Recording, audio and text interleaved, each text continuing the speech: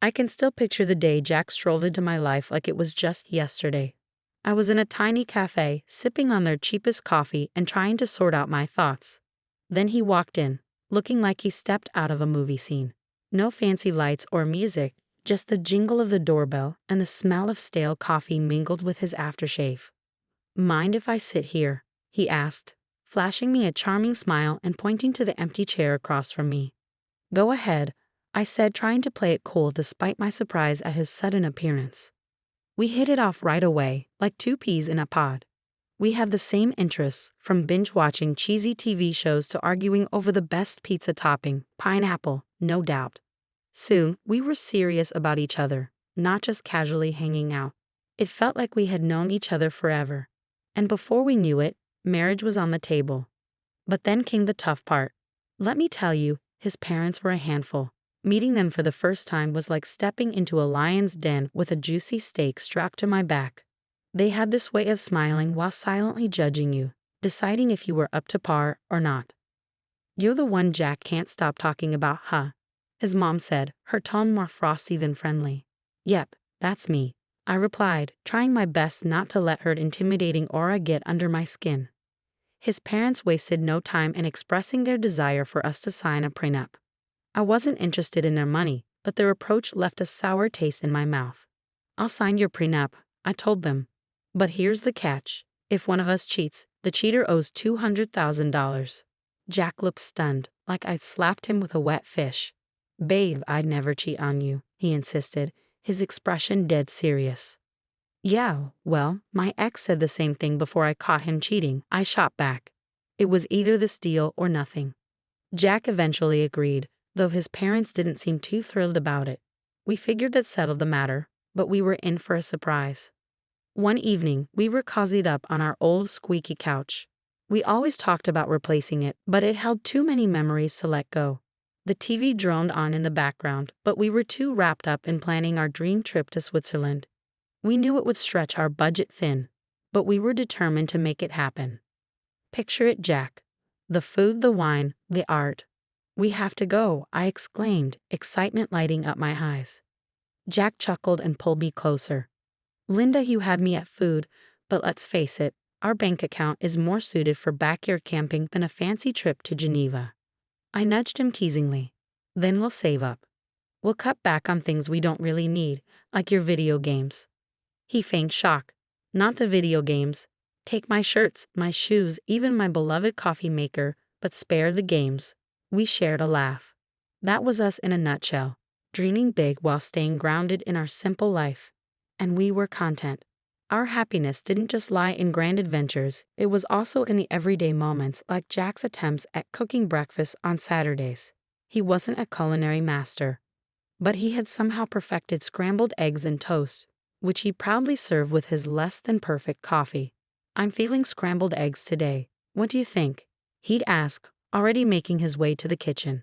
"Only if you promise not to burn the toast this time," I'd tease back, adding, "and I'm taking charge of the coffee." One day, as we tackled the dishes together, a mundane chore that felt special because we did it side by side, Jack broached a topic we'd been avoiding. "Linda, we need to talk about, starting a family," he said, breaking the comfortable silence. I paused, holding a plate in my hands. "I know it's just scary, isn't it? What if it doesn't happen for us?" Jack turned to me, drying his hands on a towel. "Then we'll face it together. But we won't know until we try, right? How hard can it be?" He chuckled, a mix of nerves and affection in his tone. Famous last words, huh? But that's us. Whatever life threw at us, we tackled it together. Even when his mom started dropping hints about wanting grandchildren every chance she got, we handled it. "Linda, dear, when are you going to give me some grandbabies? You're not getting any younger, she'd say, her tone sugary but her message clear as day. I'd hold my tongue, flash a smile, and chirp, "We're on it, right, Jack?" And he'd chime in, "Mom, chill out, okay? These things don't happen overnight." But as time passed, the pressure mounted. It wasn't just from his mom, but from us too. We longed for a family, but it wasn't falling into place as easily as we'd hoped. Since Sophia found a new hobby in making my life tough, our home felt like a war zone. her sharp words the main ammo. It all boiled over during one Sunday lunch meant to be serene and easygoing. Right on cue, Sophia barged in uninvited just as we were about to dig in. The atmosphere turned tense the moment she stepped in, her eyes scanning the room like she was inspecting a battleground.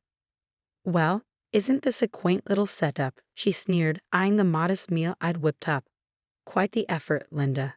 Looks like you've been slaving away in the kitchen all morning." Trying to keep the peace, I mustered a smile. "It's nothing fancy, Sophia. Just something simple and quick. Please, take a seat." As we settled at the table, she launched into her usual spiel.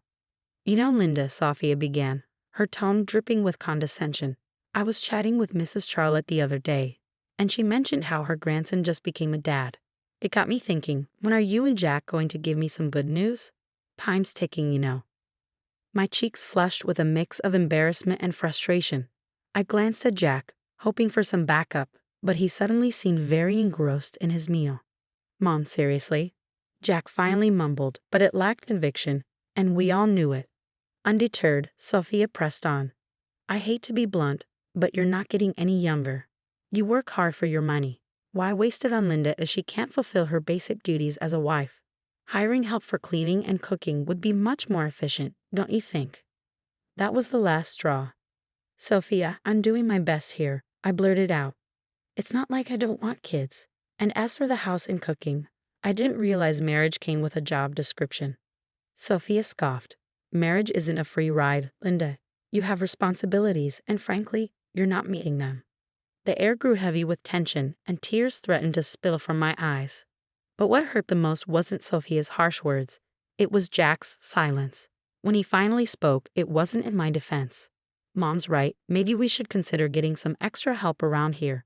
It would take some weight off your shoulders too," he suggested. His words felt like a stab in the back. It was clear I was alone in this.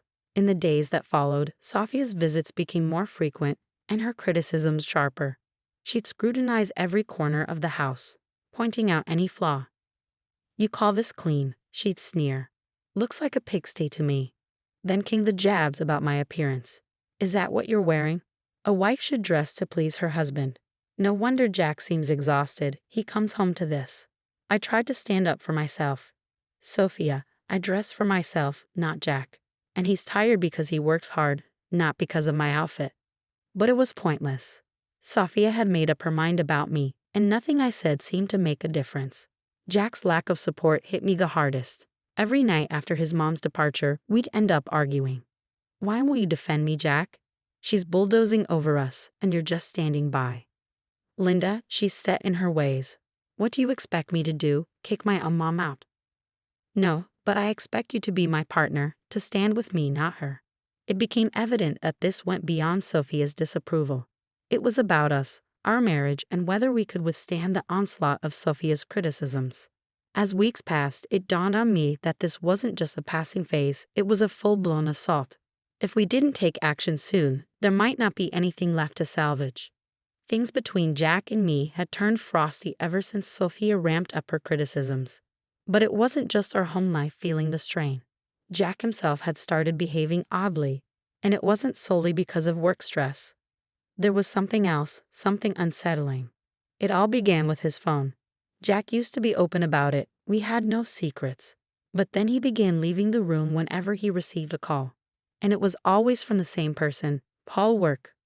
One evening, I tried to sound nonchalant and asked, "Who's Paul Work?" Jack visibly tensed up, a clear sign of nervousness. "Oh, just a new guy at the office. Asks a lot of questions," he replied. But there were more changes. Jack, who never cared much about fashion, suddenly started paying attention to his appearance. The graphic tees and worn-out jeans disappeared, replaced by crisp shirts, slacks, and even cologne. "Since when did you start smelling like a department store?" I teased one morning, watching him style his hair differently. He just smirked. "Can't a guy mix things up every once in a while? No harm in that, right?" Then there were the late nights at work, becoming more frequent. "Another long one, babe," he texted. "Sorry, this project is a killer. I'll be home soon, I promise," he reassured, but it would be well past midnight before I heard his keys jingle in the door. I couldn't shake the feeling that something wasn't right. It lingered like a shadow. That's when I made the decision to hire a private investigator. It felt like a scene from a cheesy TV show, but I needed to know for certain. The evidence arrived in a plain brown envelope. Heartbreaking yet undeniable. Photos of Jack with another woman, their intimacy unmistakable, captured in moments that shattered our years together. But it was the recording that cut the deepest. Their conversations filled with affection and plans made it painfully clear. He was in love with her, or at least with someone else. I sat there, staring at the damning evidence before me, a chilling reality sinking in. This could be the key I needed if our marriage spiraled into a messy divorce. The photos captured stolen moments from our life together, while the recorded words betrayed every "I love you" he ever whispered in my ear. But I kept it all to myself, a heavy burden I chose to carry alone. I wasn't ready to confront him, not yet. I needed time to strategize, to navigate the collapse of our marriage while preserving my dignity. The days that followed passed in a blur. Jack maintained his facade, and I played the part of the dutiful wife, smiling outwardly while crumbling inside. Our conversations became a delicate dance around the truth, each word carefully chosen, every laugh forced. "Are you okay?" Jack would inquire, genuine concern lacing his voice. "Yeah, just tired, you know. Work's been hectic," I'd respond, the lie bitter on my tongue. It seemed like just another ordinary day until I accidentally overheard a conversation that would change everything. As I passed by Jack's office, the door slightly ajar, their voices drifted out. It was Jack and his mother, Sophia, and their conversation wasn't casual. Their tones were serious, filled with purpose. "I can't keep this up, Mom. It's not just about having kids anymore. I don't feel the same way about Linda. It's like we're living together as strangers, not as a married couple," Jack admitted, his voice heavy with exhaustion. Sophia's reply was cutting. "Well, can you blame yourself? She hasn't given you a child. And what else has she really brought to this marriage? But let's not be hasty. My 65th birthday is approaching, and we wouldn't want to miss out on a generous gift from her, would we?" Her cynicism felt like a stab in the heart. They were using me, planning to keep me around just long enough to benefit from a lavish birthday present before discarding me. "Exactly, dear. Just a bit longer," Sophia affirmed, her words dripping with malice. I stood there, stunned and furious. They were plotting to push me out of the family as effortlessly as crossing off an item on a shopping list. The pain ran deep, but it fueled a burning desire for vengeance within me. They thought they could manipulate me and discard me at their convenience. I was determined to prove that I wasn't just a pawn in their twisted game. A few days later, we gathered for a family dinner that felt more like a scripted performance than a meal. Sophia brought up her impending birthday with a smile that made my stomach churn. Leaning in, she asked, "So, Linda dear, what do you have planned for my birthday? Something special, I hope." I met her gaze calmly. "Actually, Sophia, I've been thinking of arranging a dinner at the city's most luxurious restaurant, an unforgettable evening." Her eyes gleamed with anticipation, and she exchanged a satisfied glance with Jack. They believed they had me cornered, but they didn't realize I was already 2 steps ahead. "Oh, Linda, that sounds lovely. Just close family, you know, keep it intimate," Sophia cooed, her voice oozing with insincerity. "Absolutely, Sophia. We'll make it a memorable occasion," I replied, the words leaving a bitter taste in my mouth. The weeks leading up to Sophia's 65th birthday felt like a slow march towards a reckoning. Every smirk from her and every indifferent nod from Jack fueled my resolve. My plan was straightforward yet daring. Orchestrate a lavish dinner as a supposed gesture of affection, then unveil a monumental surprise. As with all well-laid plans, the devil was in the details. The night before the party, our home crackled with tension. Jack, oblivious to the storm brewing, lounged casually on the couch, absorbed in his phone. "Everything ready for tomorrow?" he inquired, still glued to the screen. "You could say that," I replied, my voice masking the turmoil within. The day arrived, and as guests streamed into the opulent dining room we had reserved for Sophia's celebration, anticipation hung heavy in the air. My pulse quickened, not from nerves, but from the excitement of what was to come. Sophia, relishing the spotlight, luxuriated in the grandeur of her surroundings. "Oh, Linda, you've truly outdone yourself. This place is divine," she proclaimed loudly enough for neighboring tables to hear. As we settled in, the evening unfolded with a peculiar cheer typical of family gatherings. Laughter rang out, stories were shared. Then, as the dessert plates were whisked away, the waiter approached with the climax of the evening. The bill. He leaned in discreetly and murmured the staggering dinner costs.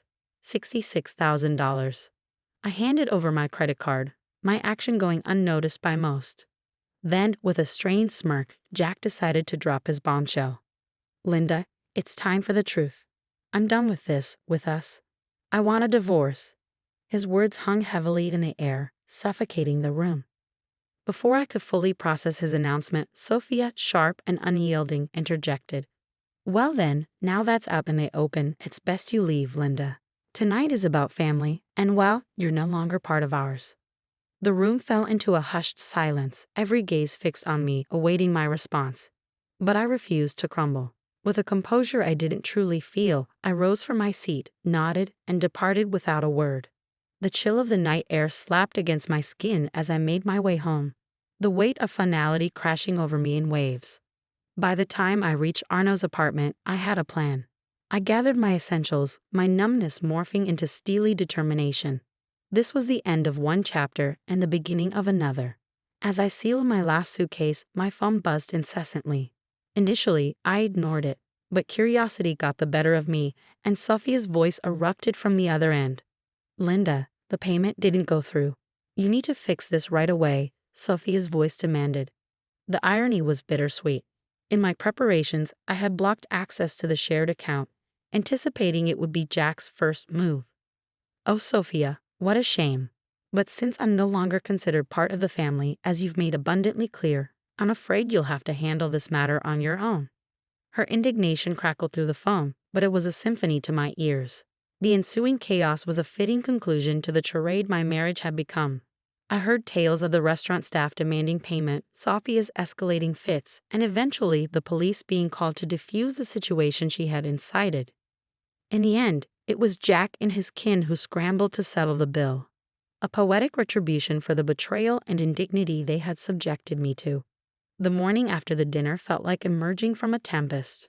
Armed with my plan, my determination, and a stack of divorce papers in hand, I returned to what once was our shared abode for the final time.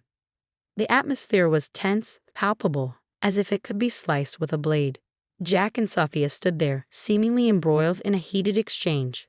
Their animosity toward me seemed to merge into a unified front of fury upon my arrival. You've got some nerve showing your face here after last night, Jack spat, his features twisted in a mixture of anger and disbelief. Quick to echo his sentiment, Sophia hurled her own barbs. Ingrate, you've brought shame upon us in front of the entire city. Do you comprehend the humiliation of having the police summoned on account of your actions? People were laughing, filming. I met their fury with a composure I hardly felt. Shame? Is that your primary concern right now? I retorted, tossing the divorce papers onto the table, placing the incriminating photos of Jack's infidelity atop them.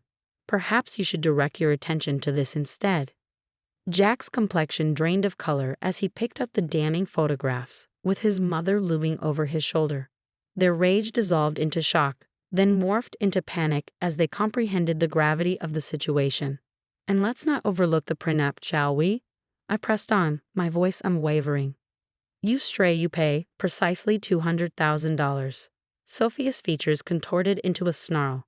You wouldn't dare. You can't do this to us. Oh, but I can, and I will, I retorted, my voice devoid of warmth, resolute in my decision. Recognizing the gravity of the situation, Jack altered his approach. Please, let's discuss this. We can find a solution. I couldn't suppress a bitter, mirthless laugh. Find a solution? You think a few words can undo everything. No, Jack, it's over. Sophia, ever the master manipulator, attempted to soften her stance, her tone dripping with false concern. Linda, darling, think about what you're doing. This will destroy us. That ship has sailed, Sophia. You should have considered that before. Their pleas shifted to desperate entreaties, their words a frantic attempt to salvage whatever remained. But my mind was resolute. I was done playing the victim, done with their deceit and manipulation. In the end, Jack had no recourse but to borrow money from his parents to settle with me. As I departed from that house for the final time, check in hand, I felt a burden lift from my shoulders. After all that transpired, I was finally liberated. I used the money from Jack to secure a down payment on a modest yet snug abode of my own. It's remarkable how much tranquility you can find in a residence that's solely yours, where each nook feels like a sanctuary away from the tumult of the past. Life is calmer now, and I wouldn't have it any other way. I have a job that keeps me occupied, amiable neighbors who offer nods and smiles, and a petite garden that's entirely mine to tend to. Occasionally, I catch wind of gossip concerning Jack and Sophia. Just the other day, while grabbing coffee from the local spot frequented by the community, I bumped into an acquaintance from the old neighborhood. After some polite chit-chat, they leaned in, lowering their voice, and whispered, "Hey, have you heard the latest scoop about your ex and his mom?" Their eyes gleamed with intrigue. I arched an eyebrow, intrigued yet detached. "Can't say that I have." "Do share." They seemed to relish divulging the news. Apparently, Sophia isn't too thrilled with Jack's new girlfriend. Rumor has it they're quarreling like there's no tomorrow. Puts your situation in a whole new light. We moved on from the topic, but as I strolled away with my coffee, I felt a profound sense of relief. There was a time when such news would have unsettled me, but now it's simply another chapter in someone else's tale. These days, my greatest worries revolve around whether my tomatoes will ripen before the squirrels snatch them, or if I'll ever master yoga without resembling a newborn deer on ice. Life is simpler, quieter, and considerably sweeter on this side of the chaos.